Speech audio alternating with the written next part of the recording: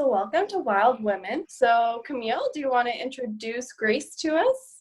Yeah, so Grace, we met, I think like a year and a half ago, kind of. We met in Bali on the Goddess Retreat. Yeah, it was amazing. I don't know, like my first impression of you was that you were like really centered and really calm, and I really enjoyed that vibe about you. Oh, thank you, Camilla. And so you're sweet. an amazing yoga teacher. How did you become a yoga instructor, and how did you discover yoga? It's funny because I get asked this question a lot, but I don't think I discovered yoga. I think yoga discovered me. I honestly had never done it before, and I was working just after my university degree, sort of in London in a really cool marketing agency, but I just wasn't happy at all. There was something missing, and I was sort of going out every weekend, getting really drunk with my friends, and I wasn't myself. And I sort of knew there was something else out there. So I quit my job without any sort of anything else to fall back on.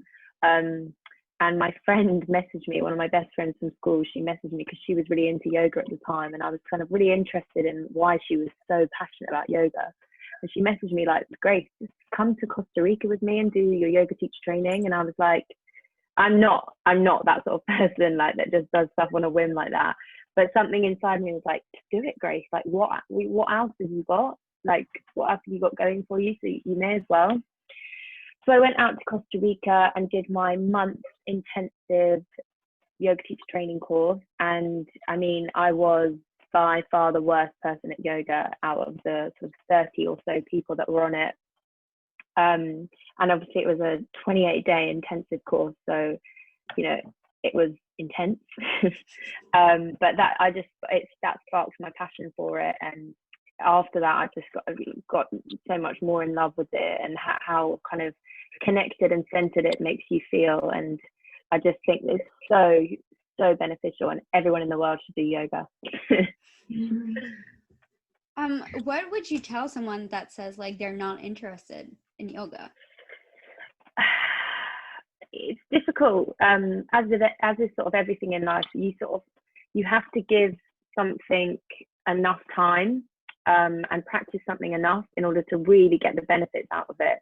And something like yoga, where there's all these different Sanskrit names and all these different positions which are not like what your body would normally do, it's difficult to feel the benefits early on. And I definitely found that I kind of wanted to give up quite early on. I was like, I don't understand what's going on in the room. This teacher is telling me to do like Ardha Mukha Shavasana. What is that?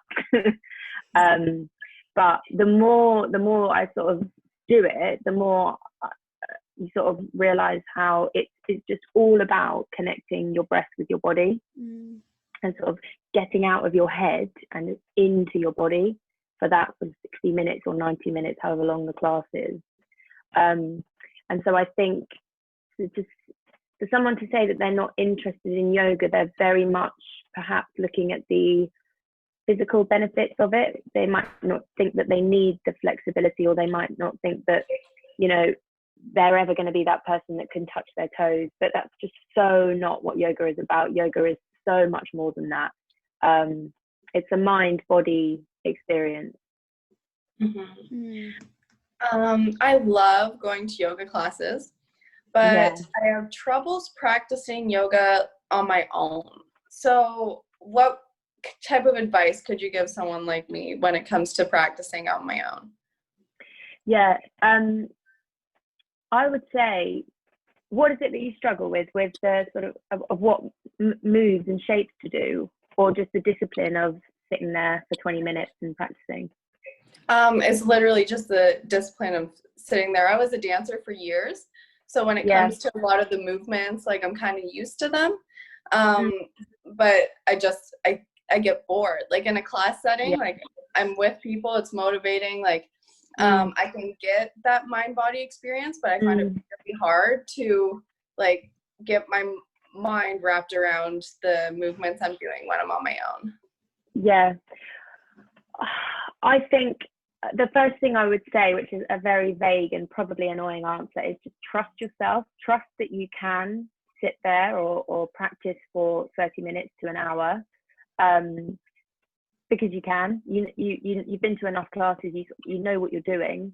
But I also think you sort of got to look at, why can't you sit there? Why can't you practice on your own? Because yoga, of course, going to yoga classes is extremely beneficial, and you're going to get loads of amazing things from it. But at the end of the day, when you go to a class, you're still being guided and you're still being told what to do, which has so many wonderful benefits. But what I get so much out of self-practice is that just being with yourself and listening to your body and moving in such an intuitive way that you're not just doing something that someone's told you to do. You're doing something because you need that thing, that movement, that shape, that yoga pose in that moment. And what is guiding you into that is the breath.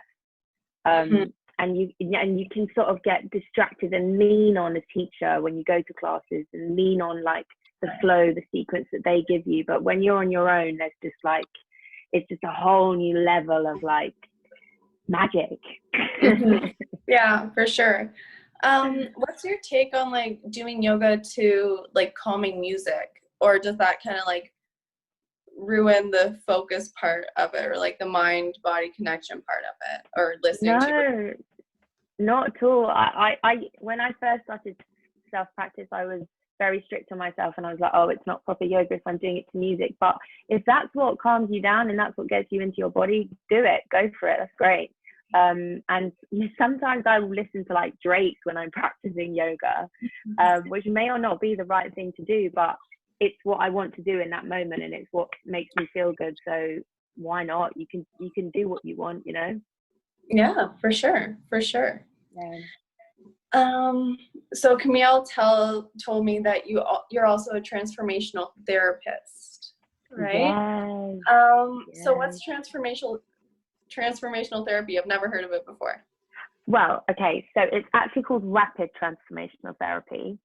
Okay. And it is a method that has sort of been newly established by a top psychologist called Marissa Peer, who she's based in London, so it might not be that much of a big thing over in Canada where you guys are.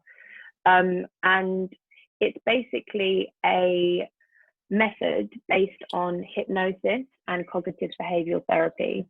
And so what it does is that it's a whole method that gets to what the root cause of someone's issue is. So be it anxiety, depression, an eating disorder, anything, like it will get to the root cause of that issue. And the whole thing with rapid transformational therapy is, once you understand what the cause of your issue is, you're then able to overcome the issue by rewiring and recoding the thoughts in your mind. Because any issue that we are sort of faced with in our day-to-day lives, it's all caused by our thoughts. So in order to change the issue or the behavior or the action or the bad habit or the anxiety, whatever it is, we've got to change the thoughts. So that's what rapid transformational therapy does, as it says, rapidly and in a really transformational way. So yeah, there's lots to the method, but it's very, very powerful. Yeah, that's interesting. I've done just cognitive behavioral therapy before, and then my most recent life coach, she practiced NLP with hypnosis. So that's really interesting. I've never thought of like the hypnosis and like cognitive behavioral therapy being able to mesh like that. That's interesting. It's very much elements of it, because I mean, I've dabbled myself with my sort of personal struggles, I guess, with therapy, and some of which have been great, but I don't really see the benefit in going to chat to a therapist for £50 an hour every single week about your problem. Like you got to figure out like what is causing that problem. And so that's the beauty of rapid transformational therapy. You go so deep in such a quick period of time because of the state that hypnosis gets you in. And so you've got to get to that root cause in order to overcome it. It's kind of like if you have a cut on your arm, right? You can't just put a plaster over it. You've got to like heal the wound in order you've got to like, you know, clean the wound in order for it to heal. You can't just cover it up, because otherwise it will just keep coming back up. Right. So yeah, that's why it's just that much more powerful than cognitive behavioral therapy on its own. It combines the two. Do you like do most of the therapy while someone is in hypnosis, like they're not completely aware of what their root cause is, but you get to it? Or do they also figure out like what the root cause is? Does that make sense? Have you guys ever been hypnotized before? No. So I have actually no idea how it works. Yeah. Have you, Sarah? Yeah. You have, yeah.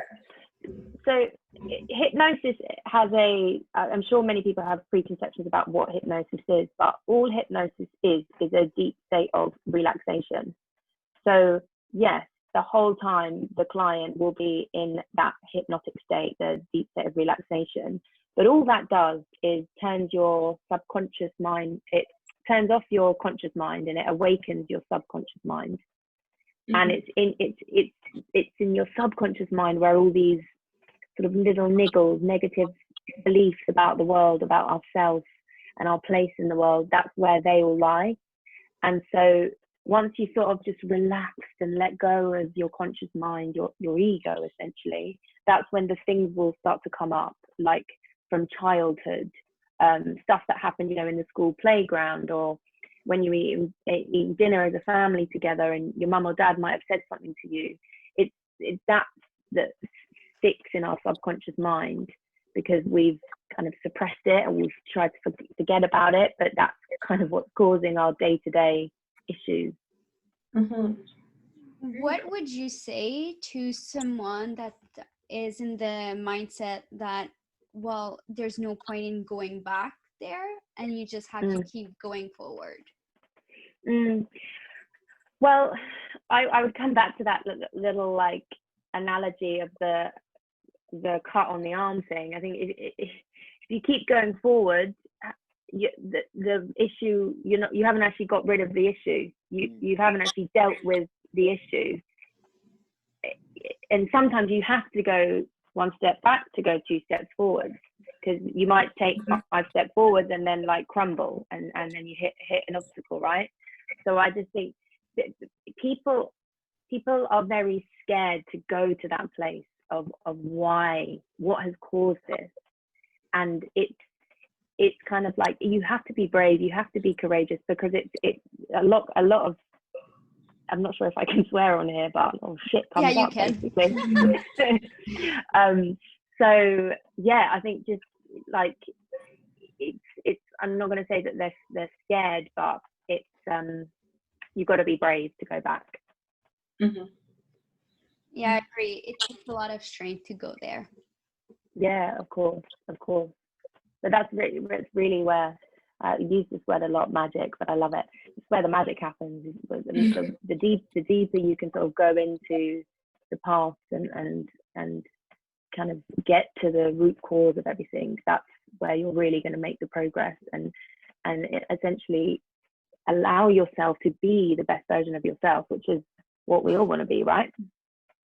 Yeah. When it comes to rapid transformational therapy, do you believe that everyone should do it, or do you think that it kind of has a niche for some people? I think in order, as you ladies would know, in order for you to really overcome something, the first step is sort of having a level of awareness and really wanting to make the changes that you want to make. So you've got to have, with I guess every kind of therapy, you've got to have this open mind and this real strong willingness to actively participate in your own recovery. But having said that, because the method is so powerful, and I mean, you can read all about it on my website and on the Rapid Transformational Therapy website itself. It does help so many different things, mental and physical. And there's testimonials and there's case studies of this. You know, anything from fertility to like OCD or a skin disease. Like it really is quite powerful. But one thing I will say, which I kind of missed out a little bit about rapid transformational therapy, is the fact that at the end of the session that you do with a client, you will read them I think if you've been hypnotized before, you'll kind of know a little bit about this. You read them a 10 to 20 minute script, and in that script, that's when you're trying to reframe and rewire, recode their habits of thought. So you provide the client with really powerful, positive, specific words that are going to help them overcome the presenting issue. And it's that recording, that little 10 to 20 minute section of the session which is recorded, and you will listen to that recording every single day for 21 days. So at the end of the 21 days, the hope and the promise is that you will sort of have made huge changes in your mindset. Yeah, that's very cool, and it sounds very similar to some of the therapy I did. So while I was in hypnosis, my life coach would tell me to tell her like positive like slurs about myself, so like stuff like I am beautiful, I am strong, like that kind of stuff. And she would write it down, and then she would like have her script, and then say like, by like through this recording you should feel like everything that I said while I was in hypnosis. And yeah, and I was supposed to listen to it every day, a couple times a day if I could. So it's really cool how like some forms of therapy just overlap, and how some tactics work for a lot of them. And I don't know how you guys have felt being in lockdown, but I've definitely felt like I need to do something every single day, be it meditation, yoga, journaling, listening to a recording, in order for me to sort of feel tip-top. If I don't, then things start to sort of go a bit skew-with. Yeah. Honestly, I think part of this whole YouTube thing that Camille and I started was to keep us more busy. Yeah, exactly. It was amazing, and you guys are going to help so many people from it, so it's amazing. Do you believe mindset and happiness is intertwined? Yeah, definitely. Because it's all about your thoughts, right? And the you know, we all want to be healthy. We feed our bodies with healthy food. We need to feed our minds with healthy food, and if we're not, then how can we be happy? We're sort of clogged with negativity and toxicity and all this stuff that weighs us down. And if we don't we don't feed ourselves with these good thoughts, we're not going to feel good about ourselves. If you don't feel good about yourself, if you don't love yourself, you don't take care of yourself, you're not going to be happy, are you? I guess that's just my experience. Yeah, for sure. What are some tactics that people can do every day to just help maintain or have more of a positive mindset? Similar to what you were just saying, actually, I really like the I am. So if you want to be, if you want to feel enough, or you want to feel beautiful, or you want to feel motivated or productive, whatever it is, you say I am, and you talk to yourself as if you are, and you it's like you tell your mind something enough times, and your mind will start to believe it, and then you'll start to become it. So yeah, self-affirmations are really good. I personally find taking even 10 minutes out of your day first thing in the morning, I think, is the best time to do it, to just take some nice deep breaths, because you know the world that we live in now is so fast paced, and even going on social media, as Camilla and I were talking about just before we started this chat, it can overwhelm you and it can stress you out, and it can just like lead to this angst that is not cool, right?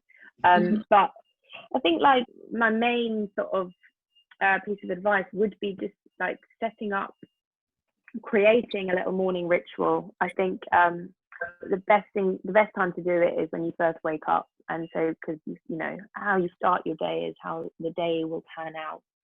So if you can create a little morning ritual, depending on how much time you have, then I think that's a wonderful way to get going. You talk a lot about like mindset, but what's your take on having like a toxic environment and having people that are negative around you? Well, of course, that's going to impact your mental state, right? We are the product of our environment. We are the product of the 5 people that we're closest to, and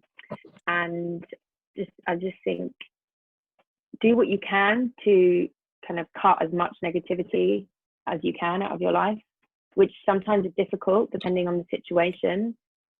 And if you can't cut some things out that you perhaps would want to, how can you create boundaries between that person or that environment? And this is where I find like journaling so helpful, because if you can write it all out, it gives you so much clarity.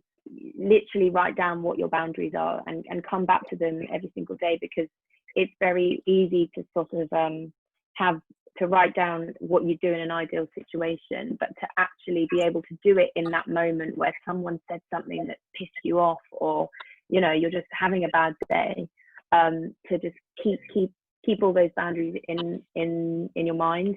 Obviously, like some people can be very hesitant, or like they get comfortable in an environment even if it's toxic.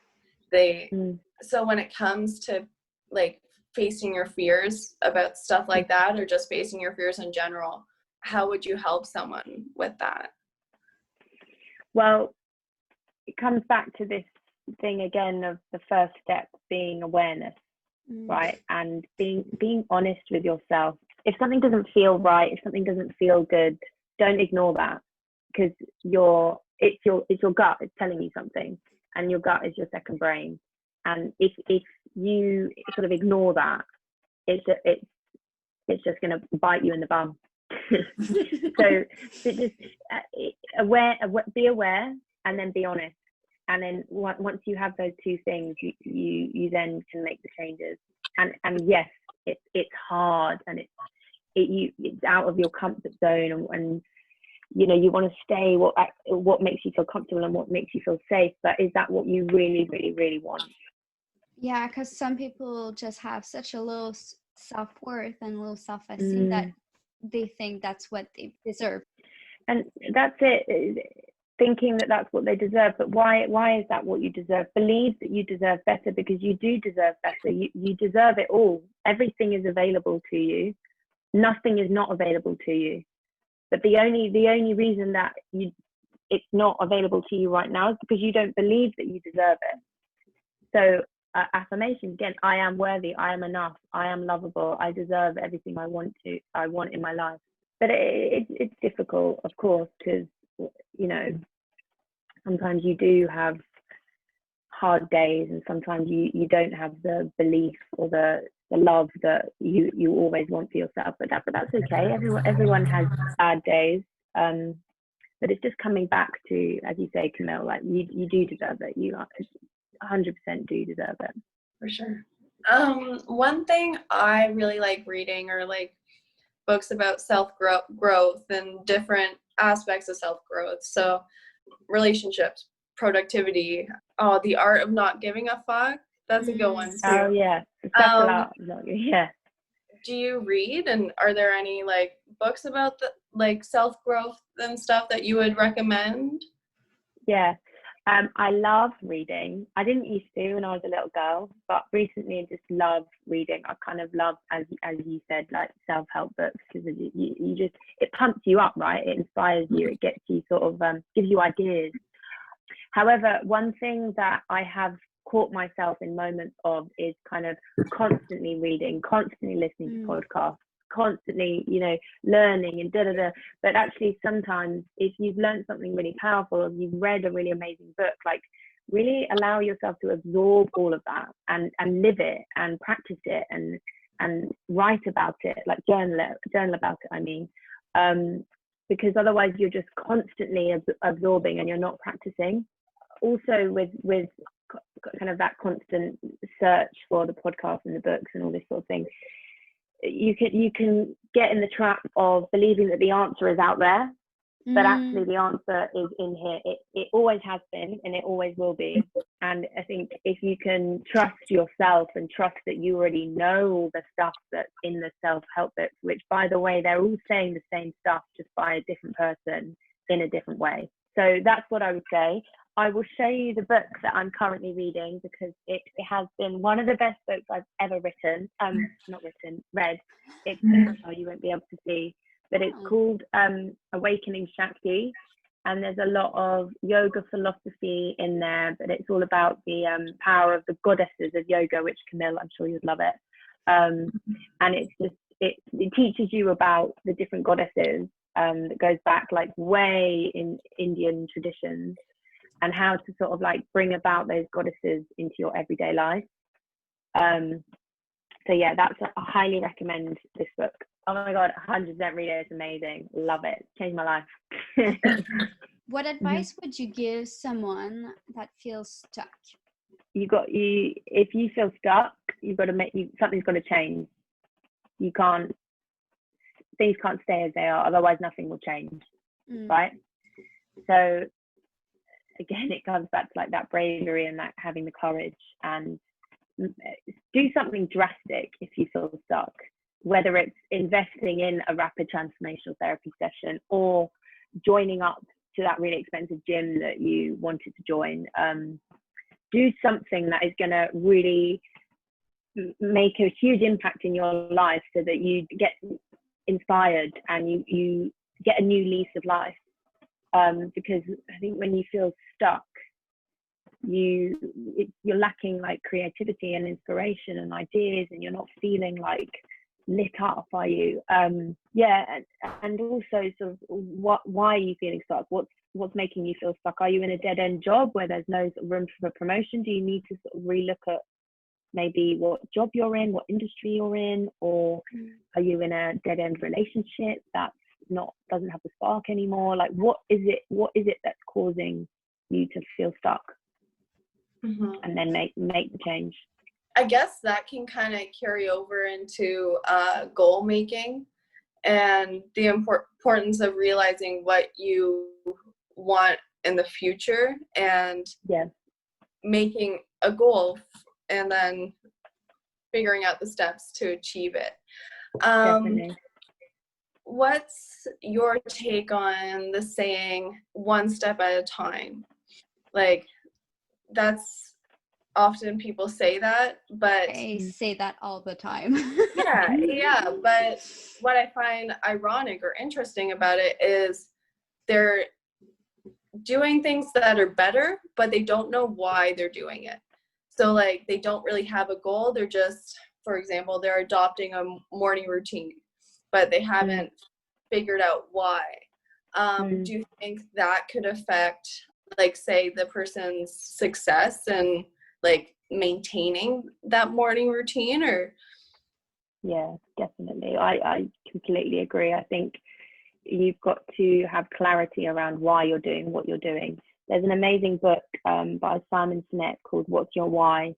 And you can bring it into sort of, if you have your own business, like why are you doing what you're doing? If you have, as you say, like a morning routine, why are you doing that? But if you know why you're doing it, everything becomes a lot clearer.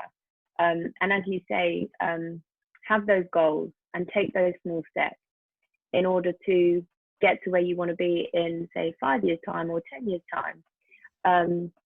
But yeah, one step at a time, I think, especially in our generation, in you know, like the world that we live in today is a hugely powerful statement. patience is a virtue, and it's definitely something that I need to practice more of. But someone actually said to me recently, one of my clients, she said, people overestimate what they can do in 6 months, but they underestimate what they can do in 6 years. Which is, it's so true, right? And just like, just having faith, isn't it? That you're everything that you want to do, you will do because you want to do it. So if you want to do something, you'll take the steps to do it. And I think especially like us three talking now, I mean, gosh, we're so young, we're still in our 20s, right? So we've got like the whole world ahead of us, and I'm sure we've all fell into the trap of like, you know, I should be doing more, I'm not doing enough, I'm not doing as good as what she's doing or whatever. But guarantee that person you're comparing yourself to has a hell of a lot more years on you than you. Do you know what I mean? Yeah, no, for sure. So tell us a little bit more about yoga. Do you do all types of yoga, like hot yoga, flow? I can't think of other ones. Yes, I do. Well, I do vinyasa mainly, which is just the flow yoga. And that's where I sort of focus my classes on teaching people to synchronize the movement with the breath. So every movement will match either an inhale or an exhale. And that's where it becomes like very meditative. And so even when you're in a really easy position, when you're in an easy position, it's very easy to cultivate that quality to the breath. But with it, the practice is when you're in a slightly more challenging position, say plank pose or, you know, crow pose, can you maintain that softness and that fluidity to the breath? But then there's also yin yoga, which I teach, which is you basically do far less positions. You might do 5 to 10 shapes in the whole hour, but you'll hold them for much longer periods of time. So you'll hold the positions for anything from 1 minute to 5 minutes. And this is such a challenge in itself. I mean, physically it's a challenge because it's deep stretching, and you're getting so many benefits from it physically because you're stretching your deep connective tissue, you're getting to the fascia. But then mentally, of course, the practice of just sitting still and doing nothing and focusing on the breath and breathing into sensation, that is, I think, so powerful. So if I was to sort of recommend everyone in the world to do just one type of yoga, it would be yin. Really? It makes sense because I feel like a lot of people in our generation are afraid of feeling and sitting still. 100%, yeah. In order to heal, you've got to feel. And this is where yin and yoga is such a good practice, because it teaches you to sit with that feeling. So I find yoga is a metaphor for life in a stretch, which takes you into this feeling of discomfort, and this feeling of, oh my gosh, it's painful, and you sort of run away from it. If that's how you're approaching your yoga practice, how are you approaching uncomfortable situations, difficult situations in your real life? Are you just kind of running away, or can you like sit with that feeling? When you feel sad, when you wake up and you feel sad, or you feel anxious, or whatever it is you're dealing with, grief, are you running away from it, or are you kind of sitting with it and allowing yourself to feel it? And if you feel it, you kind of feel it out, it will eventually go.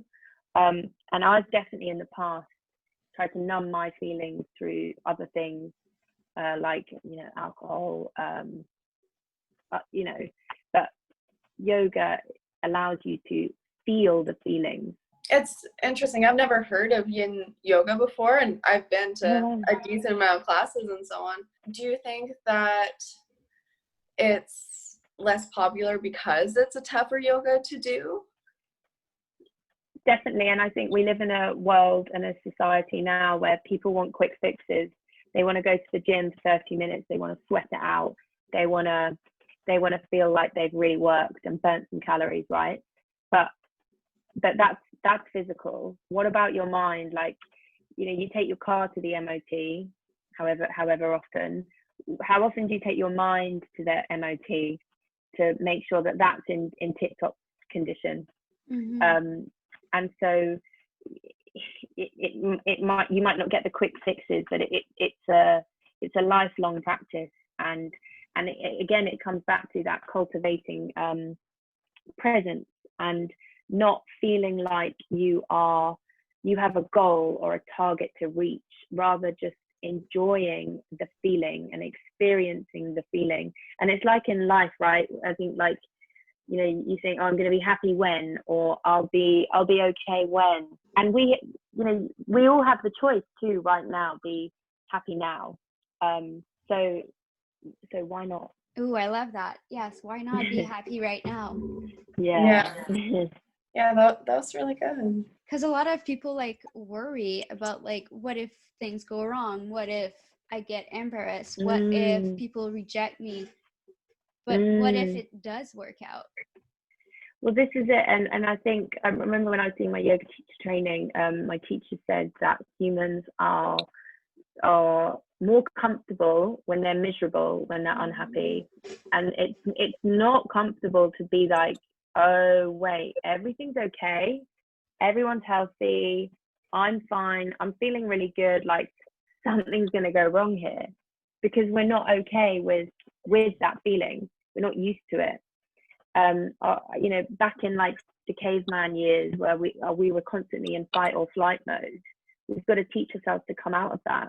And that's why, when you like lie down and you fully relax, like when you come into a shavasana at the end of a yoga class, it's challenging, because it's like you've actually just got to really switch off and like surrender and just let go and just be. And I think that's what we as humans in this world today don't do enough of. Just be. Yeah, I agree. Now, you talk about 30-minute, 60-minute, 90-minute yoga sessions. And do you feel like in order to actually get into a state that's really beneficial for your mind and that breathing and movement connection, do you think you should be doing it for at least 30 minutes? Because you see like those 15-minute yoga tutorials or the 10-minute yoga tutorials, and would you say that's enough time? Like, it's beneficial to do that? Or Yeah, definitely. I think, like, if you can get the benefits in that time, then 100%. And don't put pressure on how much time you're doing it for, but think about how it's making you feel.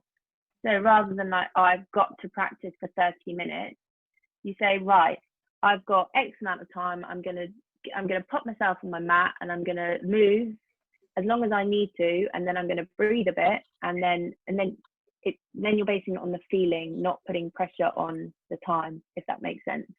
yeah. And so sometimes I'll get on my mat for 10 minutes and just like move a bit, breathe a bit.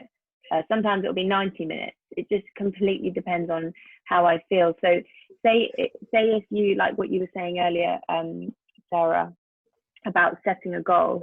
If you say to yourself, I'm gonna practice yoga every single day for the next month for 30 minutes, it's not that realistic, because you probably won't do that.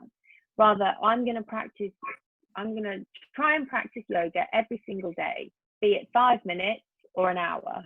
It's much more doable, because you're doing it because you want to do it. It doesn't feel like a chore. You're doing it because you feel like that's what you need. Yeah, definitely. And meditation.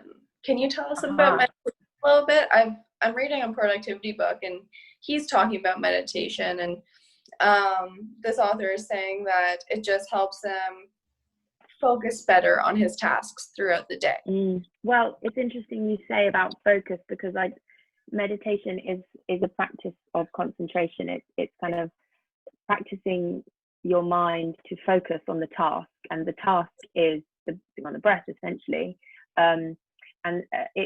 It can feel like a really, if you're not too familiar with meditation, it can feel like a really intimidating thing, and something like, oh, I could never do that. But actually, everyone and anyone can meditate.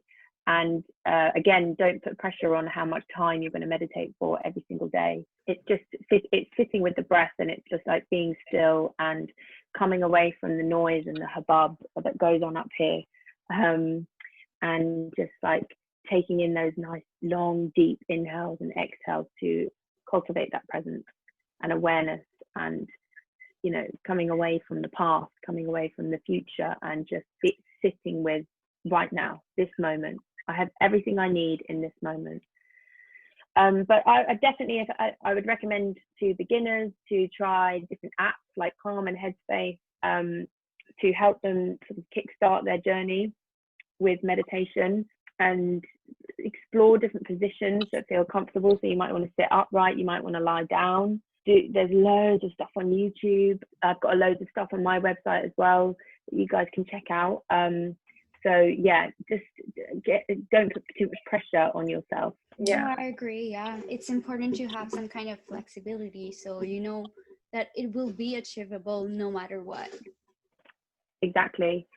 And there's also ways, there's times in your day that you can invoke meditative like qualities, like like for example, cleaning your teeth. Sometimes I notice when I clean my teeth, I'm like trying to do other things at the same time, and I'm like, whoa, just concentrate on cleaning the teeth. Or when, you know, when you're cleaning, or when you're writing, just like be in that moment. But that's what actually sitting down with the breath and taking say 10 or 20 minutes out to meditate, that's what that does. It helps you bring that quality of presence and awareness and mindfulness into your other tasks throughout the day. One thing that I found that improved the most for me for doing meditation is I didn't have as much emotional outbursts. So my mood was really more steady throughout the day. Yeah. And I came back from like anxiety way faster. See, that's powerful, isn't it? Grace, if anyone wanted to find more info about you and how they can work with you and your programs, where could they find that? Yeah, sure. So I use Instagram and Facebook. My Instagram is just simply at Grace McGeehan. So that's Grace, GraceMcGeehan. And then also all the information that I've spoken about is on my website, which is www.gracemcgeehan.com. Great, amazing. Thank you so much for agreeing to do this with us. I hope everybody has a good week, and we will see you next Thursday. Bye. Bye.